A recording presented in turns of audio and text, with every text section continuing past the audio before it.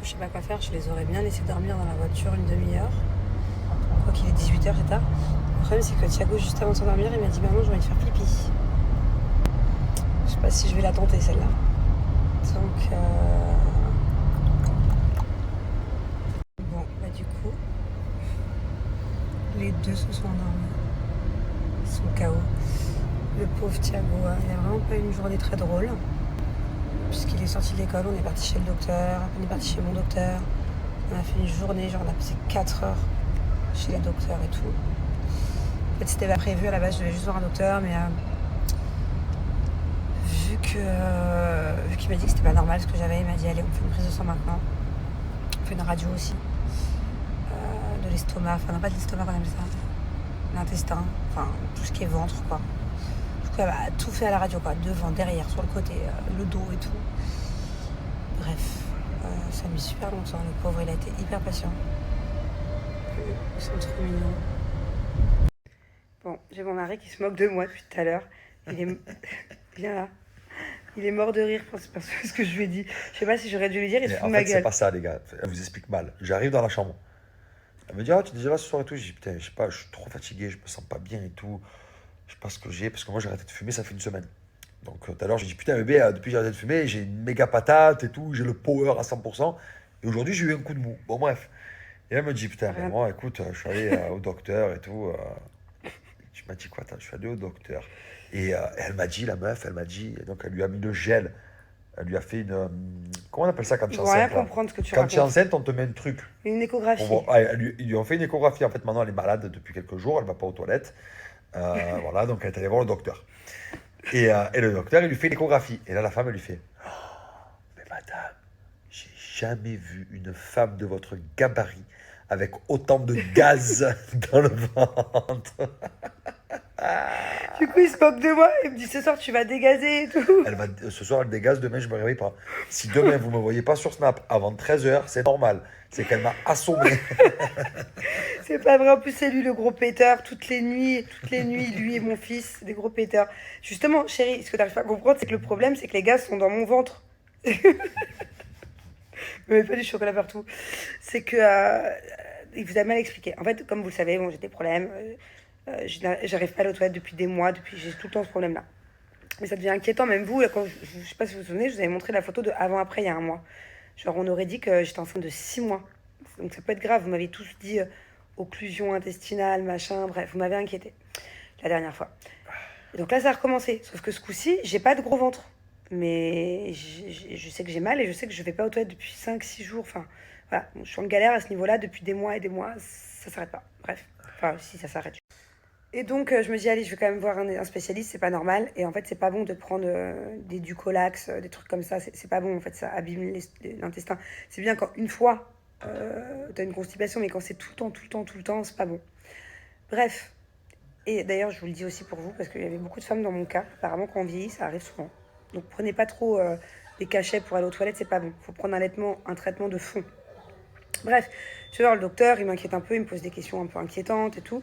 Il me fait analyse sanguine, on fait prise de sang, et après il me dit qu'il faut aller faire une échographie rapide. Donc elle me met le truc des femmes enceintes avec le gel. Et moi je suis très inquiète, je regarde le truc, je comprends rien. Et je vois qu'un seul coup elle fait une tête de ouf. Genre vraiment la meuf, elle est décomposée. Et je me dis ça y est, putain, elle va me dire un truc de fou, j'allais pleurer. Et là elle me dit, madame, de votre gabarit, de votre taille, je n'ai jamais vu autant de gaz à l'intérieur d'un ventre. Et ouais, le problème, bébé, c'est que c'est dans mon ventre. C'est justement que ça sort pas, en fait. J'ai beaucoup, beaucoup, beaucoup de gaz. Et je suis même pas gonflée, donc je sais même pas où il se cache, tout ce gaz dans mon corps. Et je sais pas c'est dû à quoi. Mais en fait, quand j'ai vu sa tête, je me suis grave inquiétée. Donc voilà, c'était drôle quand je l'ai raconté à mon mari, mais au final, c'est pas drôle.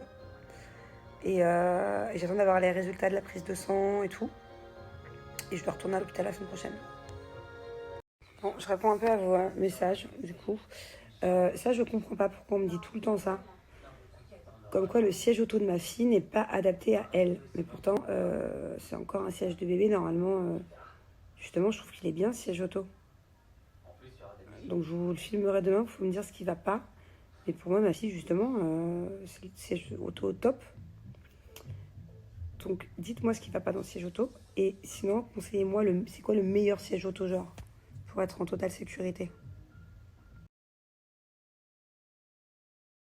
Bon, ça commence à bien se vider là. Tu m'aides, mon amour? Hein? On a fait déjà 1, 2, 3, 4, 5, plus 3 là-bas, 8 cartons aujourd'hui. C'est quoi ces boots? C'est pour le ski? Ok.